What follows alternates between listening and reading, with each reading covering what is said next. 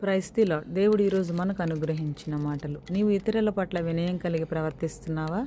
దేవుని ఉచితమైన కృప ద్వారా రక్షించబడిన నీవు దేవుని చేత వెలిగించబడ్డావు కదా. మరి వెలిగించబడిన నీవు అనేకులను వెలిగించే విధంగా జీవిస్తున్నావా? న్యాయాధిపతులు ఏలిన చీకటి కాలంలో భయభక్తులు కలిగిన బోయజు ఒక కాంతిరేఖగా కనిపిస్తాడు. అతడు తన పొలానికి వచ్చి కోత కూలీలను యెహోవా మీతో ఉండునుగా కానీ ఆశీర్వదించగా, వారు యెహోవా నిన్ను ఆశీర్వదించునుగా కానీ సమాధానమిచ్చారు.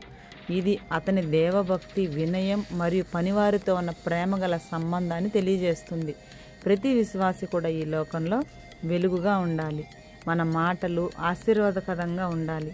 కాబట్టి మనం యేసుక్రీస్తును అనుసరించి ప్రేమతో, ఆశీర్వాదమైన మాటలతో ఇతరులతో ప్రవర్తిస్తే ఆయన స్వభావాన్ని ప్రతిబింబిస్తూ జీవించగలం.